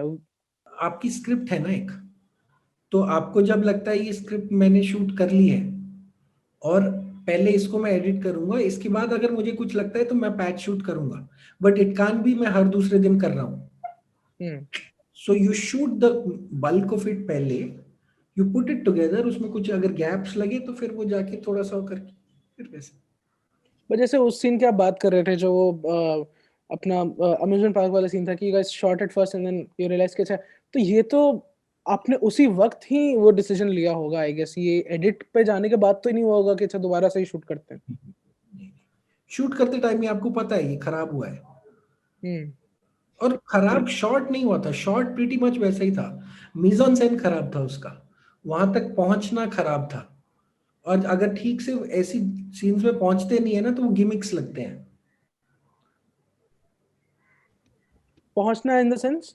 हाँ, मैं पहुंचना उस सेंस में कह रहा हूँ कि अभी कैसा है, एक त्योहार की तैयारी चल रही है ना जब ये सब होता है, एक ब्राइटली लिट स्पेस है जिसमें केओस है और जिसमें आबड़ा ताबड़ी मच रही है, ऐसे माहौल में ऐसा लगता है हाँ ये सीन यहाँ खेला जा सकता है। जिस तरह से पहले किया था वो लगा था यार गड़बड़ हो गई है ये, this is not the way, it is not a scene which is between two people, it's a scene जहाँ पब्लिकली होना चाहिए ये।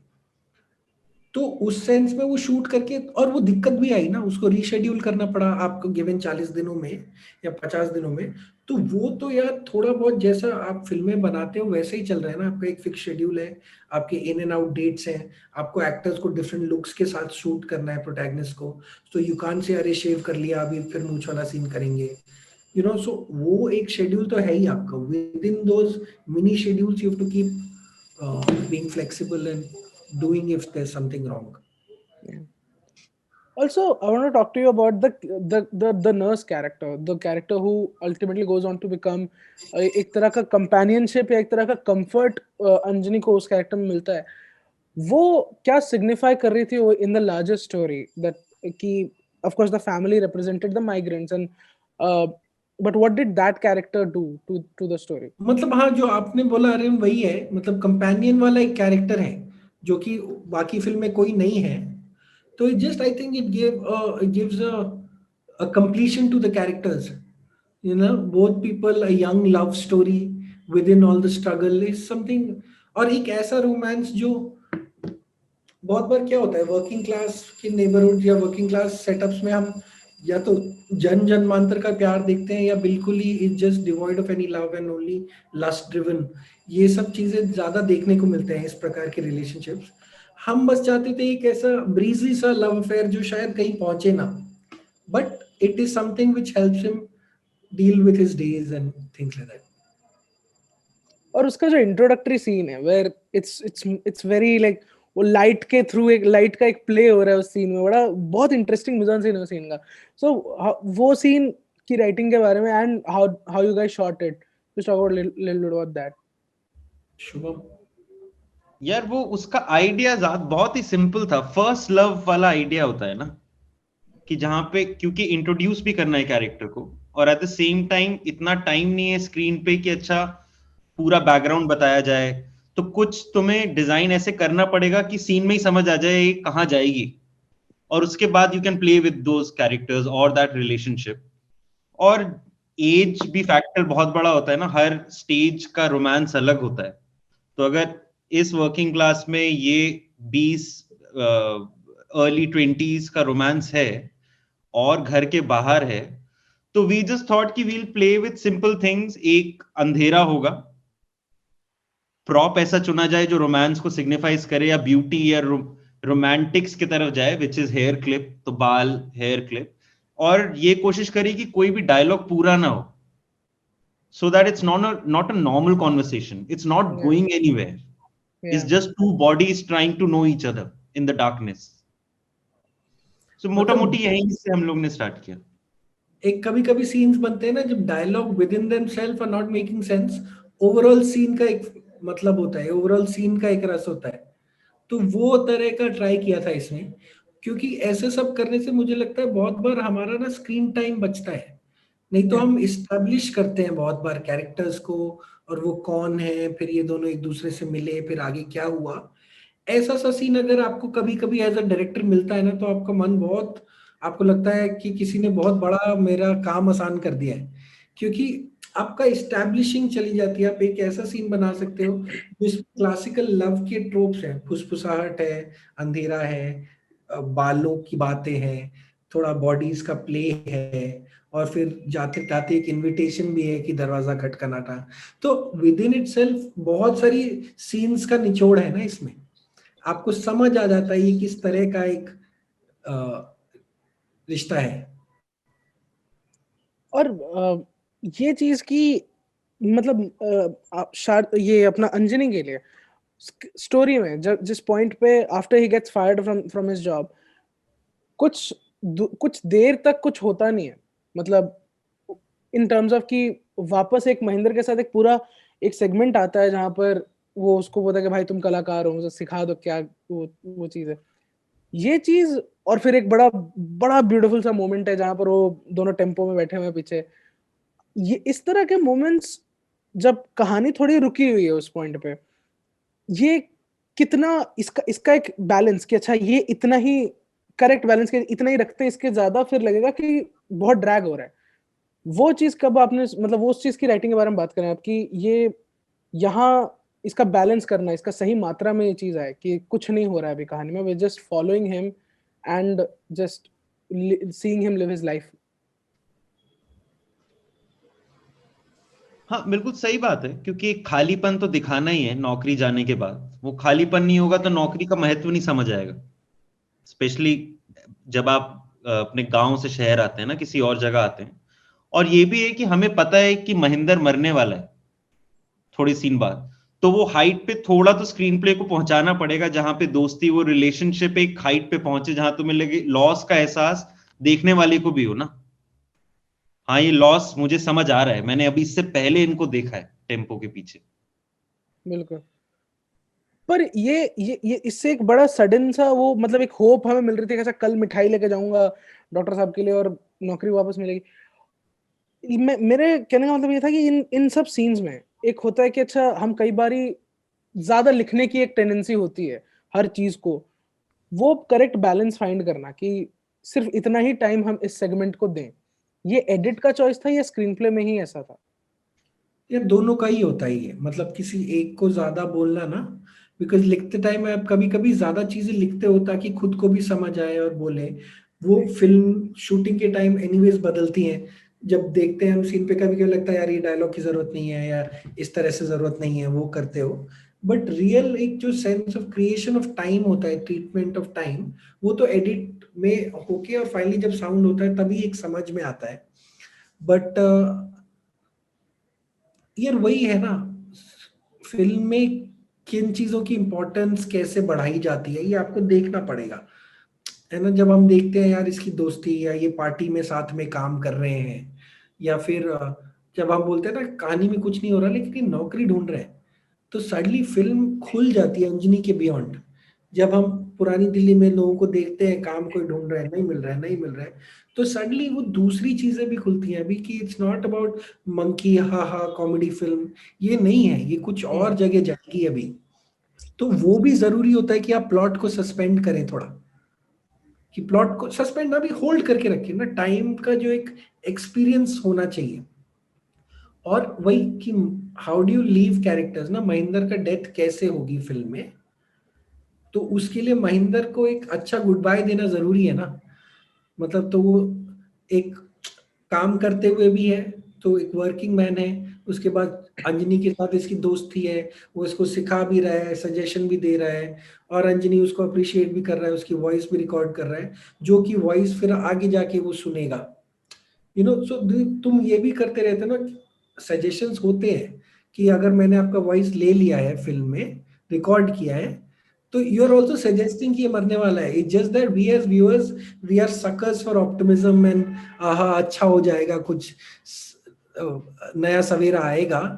तो वो आई थिंक हमारा एक मिडिल क्लास गेज भी है, उसी को थोड़ा। बिल्कुल। और ये चीज की अंजनी बाद में ऑफ कोर्स साउंड एक बहुत बड़ा फैक्टर बन जाता है, वो of course apart from the sounds that they make, वो एक रिकॉर्डेड वो एक मोमेंट, सर उसके बारे में बात करें, क्योंकि वो मोमेंट मैंने जिनसे भी बात करी है किसी का भी एक जवाब नहीं आया उसके बारे में। जब वो लंगूर का जो वो वहां बैठा होता है और वो देखता है उसे कि वो आवाज निकाल रहा है रिकॉर्डेड अंदर से, और वो लंगूर जिसकी फोटो लगाने की वजह से उसको प्रॉब्लम हो रही थी, एक स्टैचू उसका छोटा सा बना के रात को वो है, वो मोमेंट क्या था? वो मोमेंट आपके लिए क्या था? आपको क्या लगा? मुझे वो उसकी एक मुझे लगा कि वो एक बड़ा काफ्काएस्क सीन है वो, कि वो बस उधर वो कुछ कर नहीं सकता उस चीज का, पर ये आइडिया उसको आया था, ये उसने ये वो यही कर रहा था, वो खुद लंगूर बन के इनफैक्ट घूम रहा था। पर ये चीज यहाँ पर it's almost the inevitability of his own defeat, कि तू तू कर हम करेंगे वही, पर तू कुछ नहीं कर सकता इसमें। मतलब कुछ लोग इसको मैकेनाइजेशन की तरह देखते हैं जिससे और नौकरियां कम होती हैं, कुछ लोग इसको साइकोलॉजिकल टर्म्स में देखना चाहते हैं कि यार ये इलेक्ट्रॉनिक कोई चीज आ गई है जिसने आपकी वो ले ली है। सो वही अगेन देखने के बहुत तरीके हैं, बट आपको ये समझना जरूरी है कि ये सीन कब आता है, नौकरी ढूंढने के बाद, जब हम तालों के नीचे वो लगा हुआ देखते हैं, वो अपना नंबर छोड़ के आया है, कि इसकी डेस्परेशन आपने बिल्डअप की है। और उस सीन के बाद आप नेक्स्ट क्या देखते हैं, वो अपनी बहन के लिए परफॉर्म कर रहा है। तो एग्जैक्टली। इन दोनों के बीच में आ रही है ये चीज। तो और वही मैं कह रहा हूँ कि कभी कभी हमारा नैरेटिव खुलते ही इसलिए हैं क्योंकि उनका कोई डायरेक्ट कॉज और इफेक्ट नहीं होता है, कोई कॉजालिटी एक चीज की नहीं होती है। आप उसको इस तरह से लेके आए ताकि उसको 10 तरीके से देखा जा सके देखा जा सके। और वो कहीं दूर तक ले जाए। क्योंकि उसके बाद बहन की कॉन्वर्सेशन है नौकरी के बारे में, बट लंगूर फिर से वो आ गया है अपनी बहन के लिए perform, it's a very intimate performance उस तरह से। तो मतलब आप कोशिश करते हो ना, सीन कभी कभी पेपर पे बहुत तरह से ये नहीं होता यार इस सीन का क्या मतलब, तभी बहुत बार एडिट जब होता है तो ये सीन हम लिखाई में ही काट देते हैं, ये सब तरह के, कि यार कहानी नहीं आगे जा रही है। ठीक है, क्योंकि फिल्म टाइम में है, फिल्म कहानी नहीं है। वो कहानी का एक इंटरप्रिटेशन या एक्सपीरियंस या उसका एक मजा है या उसका एक रस है। तो आपके लिए क्या था, आपके लिए उस मोमेंट का सिग्निफिकेंस क्या है? यार पहले भी बात की थी तुमने कि मेटाफर जो है ना, हम्म। मेरा पॉइंट है जब ऐसी कहानी होती है ना एक टाइम पे मेटाफर खत्म हो जाते हैं, वो रियलिटी इतनी एब्सर्ड है, क्योंकि ये एक रियल सोल्यूशन था एनडीएमसी का। ठीक है, तो it's just about taking from that world the absurdity की। ऐसा न्यूज न्यूज क्लिपिंग तो कुछ भी पढ़ी जा सकती है ना, लेकिन दहेज में लंगूर दिया गया, यही न्यूज क्लिपिंग पढ़ी जाती है, क्योंकि आप अपने दुनिया को भी नहीं छोड़ना चाहते हो। But these are all born out from reality. when we design the reality, the absurdity goes much beyond what it is ना। तो मेरे लिए उसी तरह का आप मिक्सचर समझ लो, क्योंकि ये सीन ऐसे होते हैं आप इनको किसी और पॉइंट ऑफ फिल्म पे डालोगे तो इसका कुछ और इंटरप्रिटेशन बनेगा, हाँ। You know. सो वही है, it's difficult to say whether this is a success of a scene or not. I feel it is a success. Definitely, definitely. ये अगर उसके जब वो बंदरों से स्ट्रगल कर रहा है उस पॉइंट पर आता, तो वो ऑलमोस्ट ऐसा लगता है कि बस तुझे अपना गेम अप करना पड़ेगा। मतलब वो। क्योंकि कहने के लिए ये देख के भी वो लंगूर बन सकता है ना। अभी जो हाँ। रिपब्लिक डे के बाद बनता है, इसने रात को देखा अरे लंगूर ऐसा भाग रहे हैं, मैं अगले दिन वो बन के आ जाता हूँ, वो भी अपने आप में एक ओवरऑल मीनिंग तो बनाएगा। तो we chose it to keep it after the employment thing, मतलब that is the choice we made. Shubham sir, आपके लिए एक क्वेश्चन है। आपने प्रोडक्शन डिजाइन भी की है, और इस तरह की फिल्म जहां resources are what dictate a lot of things, what was your approach towards, जैसे हम बार बार डिजाइन पर आ रहे हैं, what was your approach towards the design aspect of it, कि एक आप किस तरह का फॉर्म अचीव करना चाह रहे थे? ये पहली चीज तो एज यू सेड कि रिसोर्सेज ही आपका स्ट्रेंथ बनता है ना, ऐसी चीज में जो अवेलेबल है वहीं से क्रिएशन होगा। हम लोग उस इस स्टेज पे नहीं थे कि हम चीजें ला पाए, ऐसी चीजें ला पाए जो कोई भी ला सकता है बॉम्बे फिल्म इंडस्ट्री में जो होता है। तो वो रिसोर्सेज यूज करना बड़ा जरूरी है, और आधा काम तो स्क्रिप्ट पे ही हमने कर लिया था। जब हम साइकोलॉजिकल स्पेसेस की बात करते हैं तो धीरे धीरे लोकेशन ऐसी ढूंढी जाएगी, प्रॉप्स ऐसे ढूंढे जाएंगे। जैसे फॉर एग्जांपल डमी लंगूर जो हमने अभी बात करी, कि वो बहुत मुश्किल नहीं है बनाना या कहीं से ढूंढना, कि वो बन जाएगा। तो उनके सीन बनाना, तो जो रिसोर्सेज हमारे आसपास हैं उसी को यूज करना, आई थिंक वहीं से डिजाइन बनता है। और वो बन जाता है। जैसे प्रतीक ने बोला ना कि अगर तुम ढूंढोगे तो चीजें मिलेंगी। साउंड डिजाइन की बात कर प्रतीक्षा की, एक मतलब साउंड के थ्रू बहुत ही फिल्म में लेटर स्टेज में हमें रियलाइज होता है कि जो जो शहर का हसल बसल जो है उस वो उतना नहीं है जितना हम हमें लग रहा है, एक एक सेंस उसकी क्रिएट हो रही है। साउंड का आपका अप्रोच स्पेसिफिकली क्या था? आप क्या अचीव करना चाह रहे थे साउंड के थ्रू? यार साउंड पे ना मैं विज्ञा के साथ बहुत सालों से काम करता हूँ, जो साउंड डिजाइनर है। मेरा अप्रोच सिंपल रहता है, I follow what he says, because I feel that he's got a very sensitive ear and a very good idea of a psychological space of a character. Script की नहीं मैं बोल रहा कि प्लॉट की तरह नहीं, बट एक साइकोलॉजिकल स्पेसेस या एक रिदम कैसे क्रिएट हो, और हम दोनों का मजा आता है हम लोग को कम म्यूजिक यूज करके साउंड्स के साथ कैसे आप बढ़ा सकते हो, ये दोनों को इस तरह से मजा आता है। बट हमारे लिए बहुत क्रिटिकल था first of all sound recording, मतलब क्या रिकॉर्ड किया जाए और किस तरह से वो हो, बिकॉज वो आजकल कैमराज और लेंसेज ऐसे हैं कि आप शॉट तो ले लेते हो, साउंड का क्या करोगे। तो विज्ञा और सोमो और हमने बैठ के बहुत अच्छे से एक प्लानिंग की थी कि साउंड का कवरेज किस तरह से होगा। ये माइक कैमरा पे जाएगा, ये मेरे लेबल होंगे, ये एक बूम है, एक स्टीरियो बूम है जिससे मैं ये करूँगा, मेरे दो छोटे रिकॉर्डर्स होंगे जिससे हम बाकी एम्बियंस भी रिकॉर्ड करते रहेंगे। So it was a very wholesome recording that Vigya had done during the shoot. So that gave us a very good bed of and the opportunity of not going to a sound bank. We used sounds what Bigya had recorded. So whether it be trains, this and that, so it gives a very organic feel to the whole thing. और जैसे जैसे script आगे बढ़ती है, specially Mahendra की death के बाद, रेरिफाई होता जाता है साउंड डिजाइन। मतलब आप वो फोकस कर देता है आपका व्यूइंग अंजनी के पास, लेके आता जाता है वो psychologically without it being overt about anything. तो वो मुझे लगता है कि बहुत अच्छी तरह से हुआ है फिल्म में, जिस तरह से साउंड्स का यूज है, जिस तरह से 5.1 का यूज है, जिस तरह से फाइनली मिक्सिंग में जो चॉइसेस रखी गई हैं और म्यूजिक के जो चॉइस हैं, क्योंकि डिजिटली यूज करके तो वो भी एक तरह के साउंड बन जाता है। इट्स नॉट कुछ ऐसा बैकग्राउंड म्यूजिक कुछ और तरह करके। तो ये सब चीजों का इस्तेमाल करना, आई थिंक विज्ञान ने बहुत अच्छा एक रिदम दिया है पूरी फिल्म को। बिल्कुल, वो ट्रेन गुजरने के जो आपने बात करी, वो तो जेन्युइनली वो, क्योंकि वे सो यूज्ड टू, और हम भी करते हैं जब ऐसा सीन में ट्रेन है भी नहीं दूर दूर कहीं, यूट्यूब से ट्रेन पासिंग रियल साउंड्स करके हम डाउनलोड करके उसका वो करते हैं, but that actually brings a lot of character to the scene while writing and while making the film ना, ये एक बड़ा overarching वो एक होता है कि अच्छा in the back of your head एक कोई ना कोई एक ऐसी फिल्म इनवेरिएबली आ जाती है, स्पेशली आप मतलब आप भी फिल्म स्कूल से हो, और एक एक ना एक फिल्म एक होती है दिमाग में कि अच्छा ये उस तरह की लग रही है, सोचते हुए में भी। ऐसी कोई फिल्म थी? देख के लगा क्या?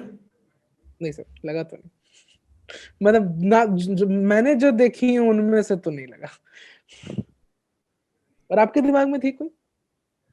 नहीं थी यार, मतलब एलिमेंट्स थे फिल्मों के, फिल्मों का रेफरेंस हमने छोड़ ही दिया था कि नहीं करना है। कुछ एलिमेंट्स थे, जैसे एंड के लिए स्ट्रोजेक बोल के एक हर्जोग की फिल्म है, उसका एंड मुझे बहुत पसंद है। सो वो मतलब उस तरह की चीजें थी कि यार अच्छा वो फिल्म का वो बहुत अच्छा लगता है पर्सनली, या चलो फरहादी का एक एक सेंस ऑफ स्क्रिप्ट बड़ा पसंद है। बट ऐसा फिल्म को लेकर के कि ये विजुअल रेफरेंस करेंगे या स्पेस ऐसा होगा वैसा वैसा नहीं, विजुअल रेफरेंसिंग भी नहीं, वही जैसे जैसे असगर फरादी की ही फिल्म की, वो हम बहुत ज्यादा कॉजालिटी से ज्यादा एक अनफोल्डिंग का सेंस दें स्टोरी को, ये सब यार चीजों आई को। डैनियल ब्लेक पसंद बहुत आई थी जब 2 साल पहले देखी थी इससे। कौन सी? आई डैनियल ब्लेक केन आई लोच की। डैनियल ब्ले। तो वो 2019 18 17 कभी तो देखी थी वो, तो वो बहुत पसंद आई थी, वो याद है। और उसमें एक ऐसा लगा था कि बहुत ही एक सिंपल ह्यूमन स्टोरी और ह्यूमर और आयरनी के थ्रू एक बहुत बड़ी बात है स्टेट की, और एक फर्स्ट वर्ल्ड देश में भूख के बारे में फिल्म बना दी है, जो कि जनरली एसोसिएट नहीं करते हैं ना हम। तो वो हंगर को इतना पैल्पेबल बना दिया है केन लोच ने उस फिल्म में। तो वो वैसी चीजें दिमाग में थी लेकिन इस तरह की फिल्म बनाएंगे वैसा यार, क्योंकि फीलिंग्स हमारा ना दिमाग में जनरेशन। थी, आपके दिमाग में क्या थी? फीलिंग्स, मैं वही बोल रहा हूँ कि वो फीलिंग्स दिमाग में थी बहुत सारी फिल्मों की, जो देखते हुए फील आता था ना, कि मुझे ये उसी की बात कर फील रहा था बहुत मैं। हाँ पसंद है, मुझे, मैं हाँ। इस बात समझ पाया हूँ, ये मैं बिल्कुल पहुंची है मेरे तक। तो बहुत बार वो फील बहुत काम आता है आपको, आपका लगता है ये फील मैं अगर रिक्रिएट कर पाऊं अपने सीन से या एक्टिंग से या साउंड से या कैमरा से, जो भी सीन बनाते वक्त, तो बहुत बड़ी बात होगी। और सिर्फ फिल्म नहीं, बहुत बार, जैसे फॉर एग्जांपल जब हम बात कर रहे थे वो सीन का जहां पे नैना और अंजनी पहली बार मिलते हैं, कुमुद और अंजनी रात में, तो उसका रेफरेंस रेफरेंस क्या बोलूंगा, उसका आइडिया मुझे याद है, वो कोची बिएनाले में एक इंस्टॉलेशन देखा था मैंने, जहां पे एक रूम डार्क था, बहुत छोटी छोटी एक जगह टॉर्च लाइट्स थी, और बहुत सारे लेटर्स थे जो विस्पर्स में, तुम पास पास जाओगे तो लेटर्स कोई पढ़ता रहता था, तो तुम चेंज करते रहो लेटर्स, और सारे वो लेटर्स थे जो रिफ्यूजी प्रिजन, जो पॉलिटिकल प्रिजनर्स थे उनके लेटर्स थे। तो अब वो सीन बहुत अलग है फिल्म में, लेकिन मुझे फील याद है कि अंधेरे में विस्पर्स कुछ करता है। तो ऐसे करके आप बहुत मिक्स मैच ऐसे कहीं ना कहीं से तो लाते ही हो। प्रदीप कृष्णन की जो फिल्म है मैसी साहब, उसका प्रोटैगनिस्ट जो है, तो वो परफॉर्मेंस, वो कैरेक्टर आप दिमाग में रखते हो अंजनी सोचते हुए, या सोचने के बाद लगता है इसका रेफरेंस अगर मुझे सोचना है अपने दिमाग में, तो वो आता है कि एक फ्लॉड कैरेक्टर जब प्रोटैगनिस्ट होता है तो कैसे उसको किया जा सकता है, वो सब बड़े। तो अगेन स्मॉल एलिमेंट्स, शुभम जैसे बोल रहे हैं, कुछ चीज़ों का फीलिंग, कुछ चीज़ों का एक सेंसरी एक्सपीरियंस रहता है, एक सेंसरी मेमोरी रहती है, उससे भी आप करते हो, ऐसी था। और कोई और क्या, जैसे जब उसका पूरा लाइक फीलिंग, और कौन कौन सी फिल्मों की थी जैसे शोम सर के लिए वो एक इंस्टेंस उनके लिए वो सीन इंस्पायर कर गई, आपके लिए बाकी के कई जगहों पर जहां पे आप एक फील ही क्रिएट कर रहे थे थ्रू द सीन्स, वो कोई ऐसी फिल्म जिसपे मतलब of the top of my head अगर उसकी जॉब हंटिंग की जो सेंस है उसके लिए, या फिर वो जो लड़ रहा है मतलब बंदरों से स्ट्रगल कर रहा है उस यार पॉइंट पे? वो ना फिल्म से नहीं है, वो रोज का अखबार पढ़ना और रोज का लोगों का जो स्ट्रगल है ना, जो अभी हमारी रियलिटी है, वो नकारना ज्यादा मुश्किल है। मतलब हम्म। हमें, we have to consciously unsee to say कि हमें रेफरेंसेस चाहिए फिल्मों के आसपास जो है, वही और रेफरेंस है। वही है रेफरेंस। मतलब उसका एक फीलिंग भी है ना, उसका सिर्फ एक इंफॉर्मेशनल वैल्यू नहीं है। और फीलिंग तो वही, क्योंकि मतलब क्लासिकल जो आप अच्छी फिल्में जो लगती हैं वो इसलिए लगती है ना कि आपको कुछ कनेक्ट होता है, या तो बहुत विजुअल सेंसरी या इमोशनल लेवल पे होता है, या आपको क्राफ्ट बहुत पसंद होता है, या किसी डायरेक्टर का ओवरऑल बॉडी ऑफ वर्क पसंद होता है। तो उसमें आप ऐसे ट्रेस बैक करोगे तो बोलोगे हाँ यार, घटक जिस तरह से इमोशन ट्रीट करता है, या घटक जिस तरह से एक फैमिली यूनिट को ट्रीट करता है वो बहुत पसंद है। हर्जॉग जिस तरह से 2 लोगों में फिल्म बना लेता है वो बहुत पसंद है, तो मैं 8 लोगों में बना लूंगा फिल्म। तो you know those kind of things you keep borrowing, redefining. Film school के हैं तो अनलर्न करना पड़ता है बहुत कुछ, बट फिल्म स्कूल के हैं तो थोड़ा अच्छा भी लगता है, क्योंकि आपको पता है कि प्रायोरिटाइज क्या करनी है फिल्म मेकिंग में। मतलब बहुत बार we all like to behave like film makers ना, विदाउट मेकिंग यू नो। तो वो सब थोड़ा काटते जाओ, focus on what is needed, तो अपने आप ही रेफरेंसेस आते हैं। जैसे शुभ बोल रहे हैं उसको बिएनाले से आएगा, तो किसी को कहीं और से आएगा। मेरा तो मतलब रिसोर्स बैंक इसमें था ही महेंद्र। मैंने बहुत वक्त गुजारा है महेंद्र के साथ, और तो वो जो परफॉर्मेंस वाली बात भी थी ना महेंद्र की, तो वो बेसिकली मैं और शुभम इतना, हमारी स्क्रिप्टें ही वहीं से आ रही थी, वो शेयर्ड एक्सपीरियंसेस से। तो ऐसा नहीं था हमको उनको कुछ एलियन करने को बोल रहे थे या कॉन्टेक्स्ट समझाना पड़ता था, वही हमें बेटर समझा देते थे। अगर एनडीएमसी में हम जाते हैं तो डॉक्टर साहब जो होंगे वही हमें बेटर बता देंगे। तो वो ऐसे गिव एंड टेक करके चलता था। और उसके साथ इसके साथ हम इस डिस्कशन के एंड पर आ चुके हैं। अब मैं लाइक ऑडियंसेस के कुछ क्वेश्चंस उठाता हूँ। Someone has asked, okay, what did the general setups look like for most scenes in terms of crew and equipment? Mostly 9 people crew, shot on EVA 1 with mostly on a tripod, sometimes a gimbal, with small lenses, Zeiss lenses, which are colloquially called the mini CP2s. Shot, recorded on sound devices. Mixpre 10T was the main recorder, with a couple of electronics lapels and a couple of Sennheiser lapels. उसमें एक road mic था जो हमारा camera पे boom mic, मतलब mono boom की तरह उसको यूज करते थे, और एक स्टीरियो बूम था. उसके अलावा R26 और एक सोनी का छोटा रिकॉर्डर था. Okay, this is an interesting question. Which aspect of the film makes you proud as an achievement? Both of you have to answer this. Prateek. I don't know यार, I'm just happy कि एक ऐसा contemporary film लगती है. बहुत साल बाद लोग फिल्म देखेंगे तो शायद इन टाइम्स का कुछ एक फीलिंग आएगी, ऐसा लगता है मुझे. मतलब ऐसा लोगों के रिस्पॉन्स से लगा है वो द लास्ट 2 years. नहीं तो आपको लगता है ना यार इंडिया के बाहर क्या होगा, इंडिया में क्या होगा. बट दोनों रिस्पॉन्सेज, स्पेशली इंडिया में, और specially we are going through a tough time as a country, मतलब इसमें कोई दो राय है नहीं. तो उस सब चीजों को लेके मुझे लगता है कि एक ज़ाइटगाइस्ट है फिल्म में, जो स्पिरिट ऑफ द टाइम्स बोलते हैं जिसको, वो दैट. शुभम.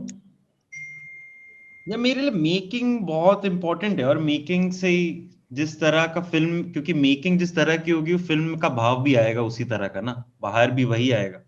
तो हमेशा मुझे एक्चुअली बड़ा अच्छा लगता है जब रिस्पॉन्स सुन के ऐसा लगता है कि हाँ, ऐसी फिल्म नहीं बनाई कि अरे देखो एक गरीब आदमी के बारे में फिल्म बना दी, ये पर्टिकुलर बेचारा देखो इसकी ट्रेजेडी. तो ऐसा लगता है थोड़ा खोली है फिल्म, वो सिर्फ वो भी इंसान है, वो गरीब नहीं है कोई.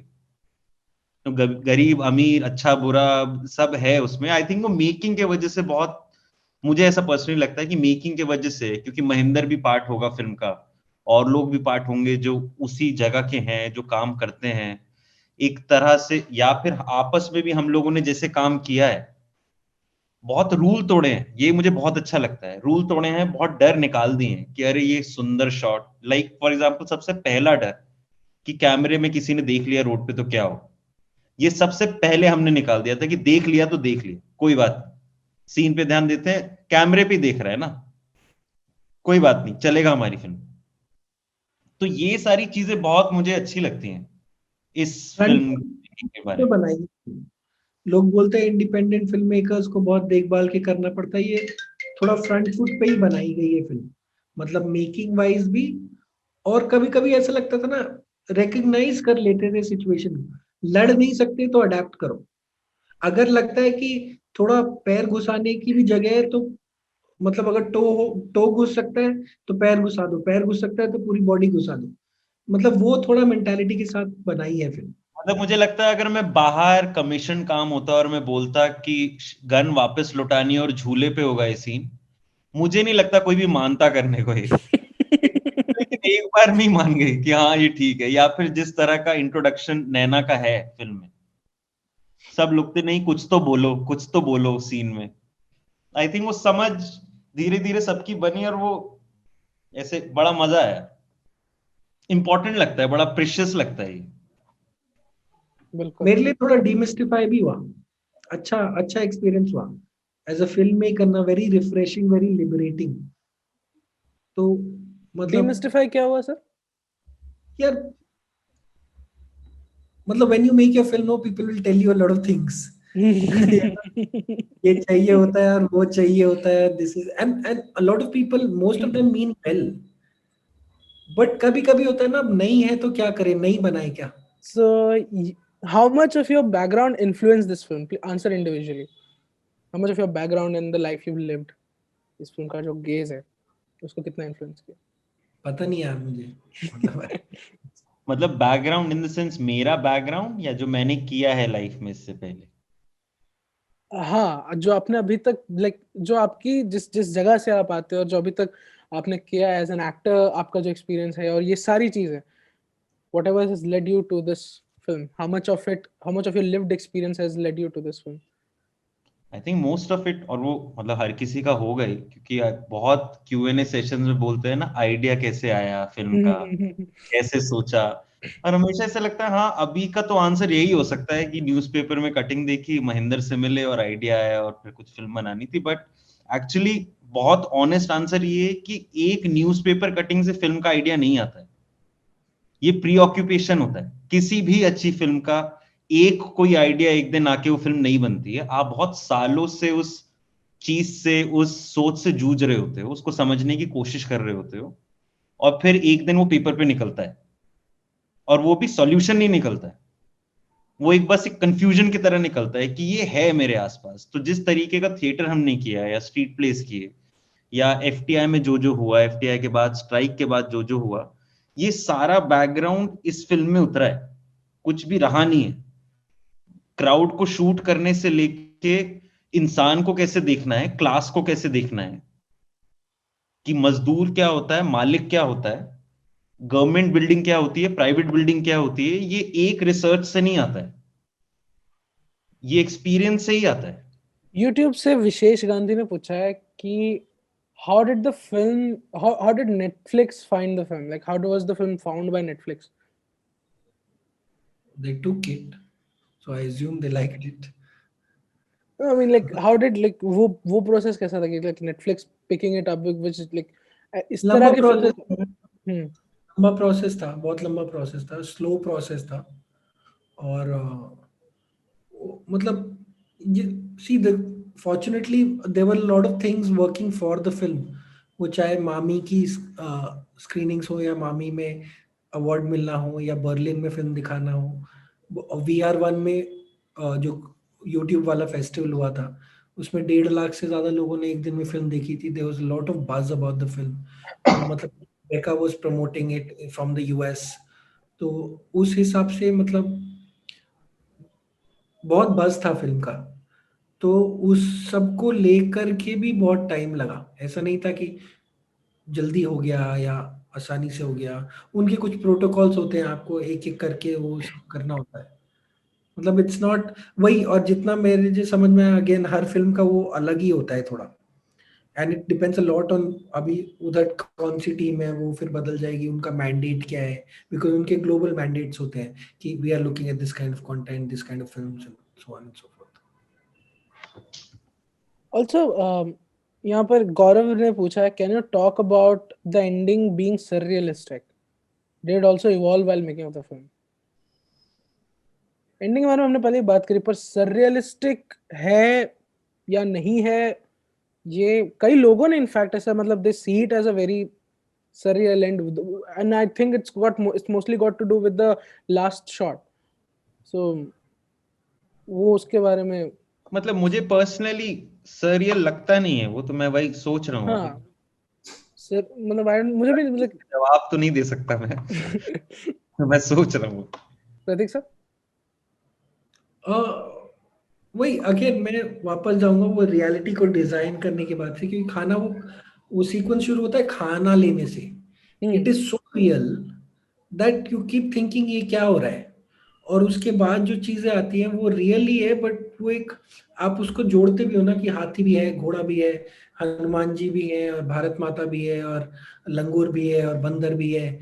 और इसका जो एक अमाल्गमेशन है, एक जो केओस है, इसका एक कार्निवलेस्क है ना ये। कलर भी होंगे, साउंड भी होगा, भारत माता भी आ जाएगी कहीं से बीच में। तो आपको एक खिचड़ी मिलती है जिसमें एक रिलीजन होता है, नेशनलिज्म होता है, मॉब होता है ना। तो ये 3 चीज़ें हैं उसमें। अब वो साथ में देख के सरियल लग सकती है, मुझे तो रियल ही लगती है यार। वो आई रियली थिंक सरियल शायद इसलिए लगती है क्योंकि लास्ट में अंजनी कैमरे में देख लेता है ना। हाँ वो वही मैं वही कह रहा हूँ, लास्ट सीन जब कैमरे में देखते ना मुझे वही लगता है वो सबसे ज्यादा रियल है क्योंकि पहली बार उसने आपको देखा ना मुझे देखते हुए।